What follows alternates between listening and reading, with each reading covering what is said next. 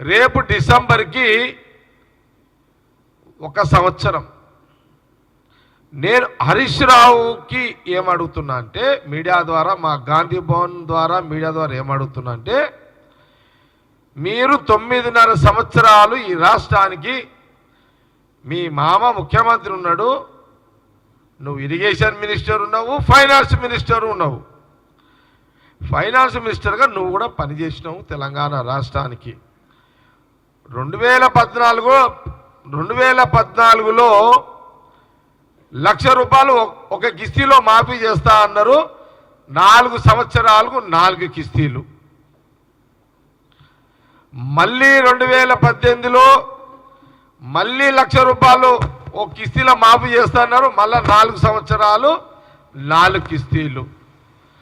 అయినా అంటే మీ 9 నెలల కాలంలో 2 లక్షల రుణమాఫీ, లక్ష రుణమాఫీకి 8 కిస్తీలు, 9.5 సంవత్సరాలు. మరి ఇక్కడ కాంగ్రెస్ గవర్నమెంట్ వచ్చిన తర్వాత రైతు రుణమాఫీ మొదటి సంవత్సరంలోనే మనము 10 నెలలలోపు, మీన్స్ 7 నెలలకే, 7 నెలలకే కదా, 7-8 నెలలకే, 6-7 నెలలకే మీకు రుణమాఫీ దాదాపు 18,000 కోట్లు మాఫీ చేసినాం. 12,000 కోట్లకు సిద్ధంగా ఉన్నది గవర్నమెంట్. మీ తప్పిదాలు, మీ ప్రభుత్వంలో బీఆర్ఎస్ గవర్నమెంట్ ప్రభుత్వం తప్పిదాల వల్ల ఈ సాంకేతిక లోపాలతోటి కన్ఫ్యూజ్ అయ్యి కొంత బ్యాంకుల ద్వారా ఇబ్బంది కలుగుతున్నది. ఇక్కడ సమస్య ఎక్కడ వస్తుంది? బ్యాంకుల దగ్గర వస్తుంది. అందుకే ముఖ్యమంత్రి రేవంత్ రెడ్డి గారు ఏం చెప్పారంటే,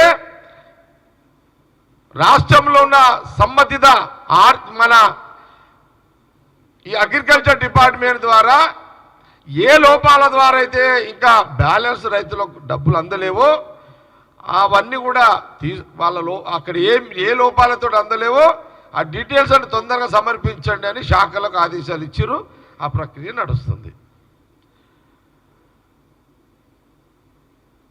ఇప్పుడు తప్పులన్నీ మీరు చేసిర్రు, బీఆర్ఎస్ గవర్నమెంట్, కేసీఆర్ గారు చేసిర్రు.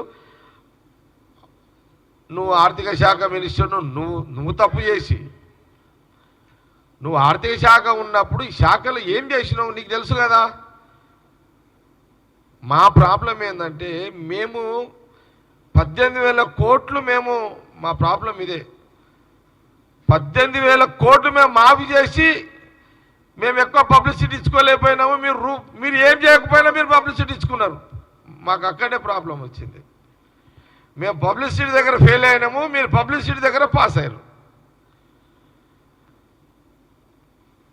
కాంగ్రెస్కి ఒక అలవాటు ఏంటంటే, చేసింది చెప్పుకోము, మీరు చేయకపోయినా చేసినట్టుగా చెప్పుకుంటారు బీఆర్ఎస్. నేను హరీష్ రావుకి ఒక మాట ఏం చెప్తున్నంటే, మీ 10 ఏళ్ల పాలన కాంగ్రెస్ గవర్నమెంట్, కాంగ్రెస్ పార్టీ, ముఖ్యమంత్రి రేవంత్ రెడ్డి అండ్ వాళ్ళ క్యాబినెట్, మా క్యాబినెట్ మినిస్టర్లు, ఈ 10 నెలల పాలనపై మీరు చర్చకు సిద్ధమా? రుణమాఫీ మీద